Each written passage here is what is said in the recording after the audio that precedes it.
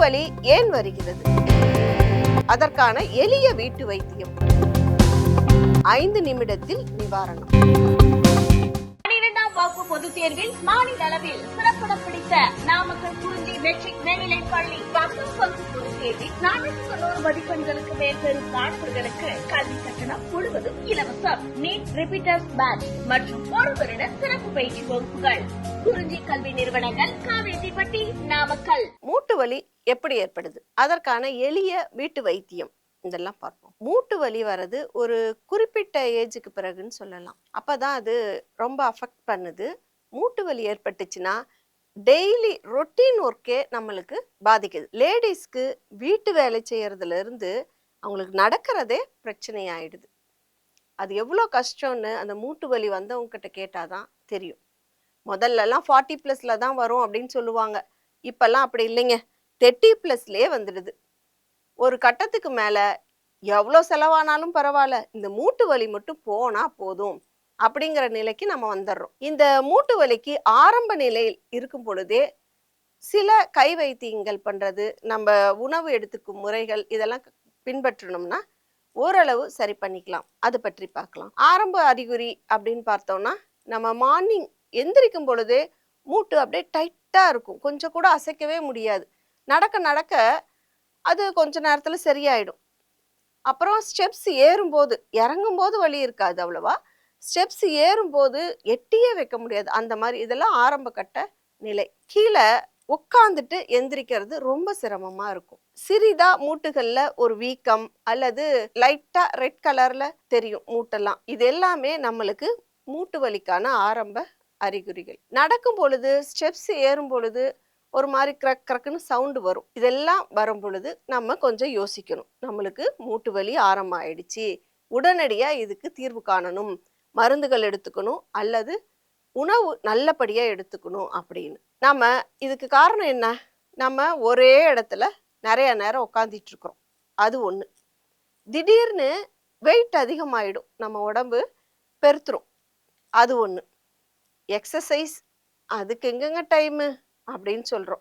கொஞ்சமாவது மூட்டுகளுக்கு தேவையான எக்ஸசைஸ், கை நீட்டி மடக்கிறது, கால் நீட்டி மடக்கிறது, இந்த மூட்டு இருக்கிற இடத்துல ரொட்டேட் பண்றது, இந்த மாதிரி எல்லாம் சின்ன சின்ன எக்ஸசைஸ்கள் நம்ம ஆரம்பத்துல இருந்தே செஞ்சுட்டு இருந்தா இதெல்லாம் வராமல் தடுத்துக்கலாம். அதிகமா சர்க்கரை சேர்த்துக்கிறது உணவுல, குறிப்பா இப்ப டவுன் பக்கம்லாம் சொல்லணும்னா இந்த ஜங்க் ஃபுட்ஸ் எடுத்துக்கிறது தாங்க இந்த முக்கிய காரணமா இருக்கு மூட்டு வலிக்கு. அப்புறம் நம்ம ரொட்டீன் ஒர்க்ல தூக்கம் மாறுது. நைட் டியூட்டி போறோம், பகல் டியூட்டி போறோம், அந்த மாதிரி போகும்போதெல்லாம் தூக்கம் மாறுது. அதனால தூக்கம் இல்லாம ரொம்ப சிரமப்படுறோம்.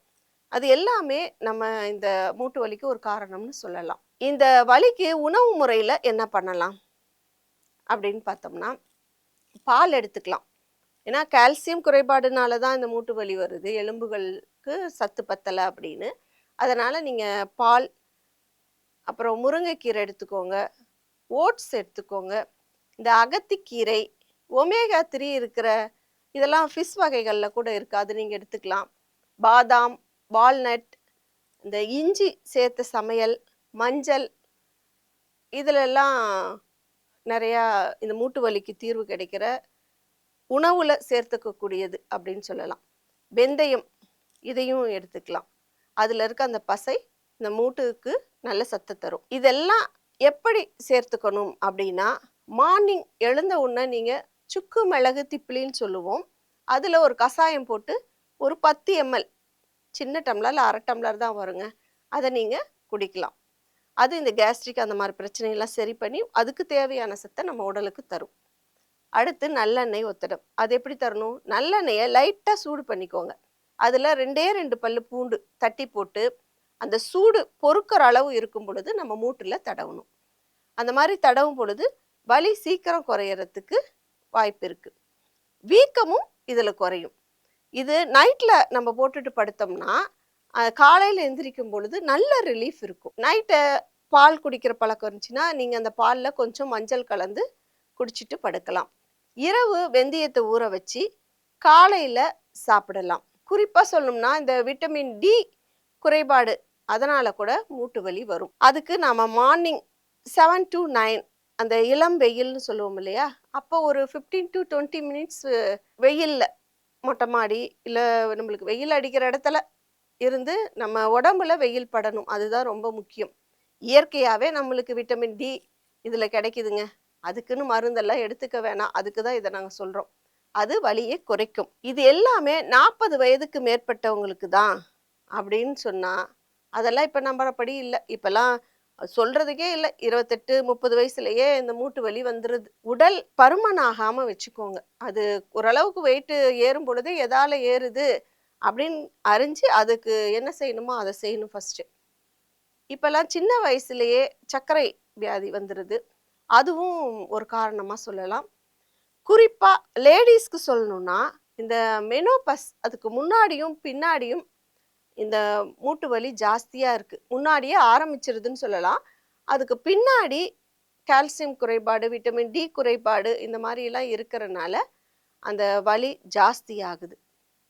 இதற்கு நம்ம உணவு பழக்கங்கள்ல முடிஞ்ச அளவுக்கு சரி பண்ணிடணும். வலி உள்ள இடத்துல ஒரு 5 மினிட்ஸ் ஹாட் வாட்டர் வச்சு ஒத்தனம் கொடுங்க. அது ரத்த ஓட்டத்தை அதிகரித்து வலியை குறைக்கிறதுக்கு வழி பண்ணும். நல்லெண்ணெய் அதையும் வெது வெதுப்பான சூடில் தான் தடவணும். வலி இருக்குன்னு நீங்கள் அழுத்தக்கூடாது.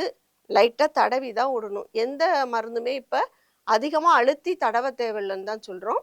அதே மாதிரி வெது வெதுப்பாக இருக்கிறத தடவி மட்டும் கொடுங்க. அழுத்தம்லாம் அதிகமாக கொடுக்க தேவையில்லை. அந்த வலி குறைஞ்சிரும். நைட்டில் இது யூஸ் பண்ணிங்கன்னா நல்லா தூக்கம் வரத்துக்கும் வலி செய்யும். அன்றாட உணவில் இஞ்சி, மஞ்சள் இதெல்லாம் நம்ம சேர்த்துட்டு தான் இருக்கோம். இருந்தாலும் இன்னும் கொஞ்சம் அதிகப்படியாக சேர்த்துக்கிறதுக்கு உண்டான வழியை பார்க்கலாம். இன்டேக்காக எடுத்துக்கொள்ளும் பொழுது வலி வெகுவாக குறையும்.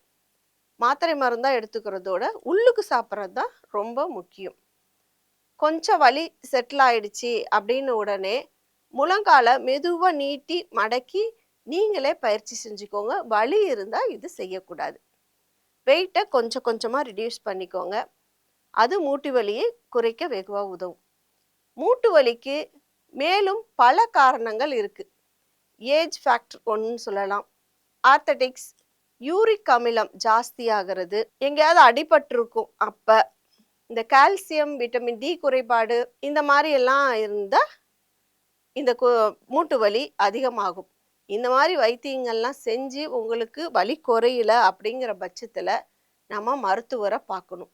அதே மாதிரி உடனடியாக எப்போ இந்த மூட்டில் பிரச்சனை இருக்குன்னு நம்ம மருத்துவரை பார்க்கணுன்னா, திடீர்னு மூட்டு வீங்கி போயிடும். ஓவர் பெயினாக இருக்கும். அந்த பெயின் அதால் நம்மளுக்கு ஃபீவரே வரத்துக்கு உண்டான சான்ஸ் இருக்குது. ஒரு ஸ்டெப் கூட எடுத்து வைக்கவே முடியாது. அப்படிங்கிற நிலையெல்லாம் இருந்துச்சுன்னா நீங்கள் உடனடியாக மருத்துவரை தான் அணுகணும்.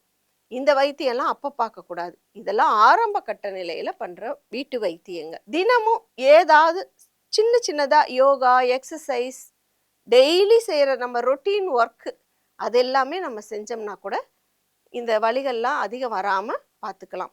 உணவு முறையில் இந்த வலிகளை கட்டுப்படுத்துவதற்கு உண்டான வழி முதல்ல மேற்கொள்ளணும். அதுக்கப்புறம் மேலே தடவும் மருந்துக்களை நம்ம தடவலாம். இது எல்லாம் கேட்காத பட்சத்தில் வலி ஜாஸ்தியாக இருக்குது அப்படிங்கும் பொழுது நாம் டாக்டரை பார்க்கறது தான் புத்திசாலித்தனம். 12ஆம் வகுப்பு பொதுத் தேர்வில் மாநில அளவில் சிறப்பிடம் பிடித்த நாமக்கல் குறிஞ்சி மெட்ரிக் மேல்நிலைப் பள்ளி 10ஆம் வகுப்பு பொதுத் தேர்வில் 490 மதிப்பெண்களுக்கு மேல் பெறும் மாணவர்களுக்கு கல்வி கட்டணம் முழுவதும் இலவசம். நீட் ரிப்பீட்டர்ஸ் பேட்ச் மற்றும் ஒரு வருட சிறப்பு பயிற்சி வகுப்புகள். குறிஞ்சி கல்வி நிறுவனங்கள், காவேரிப்பட்டி, நாமக்கல்.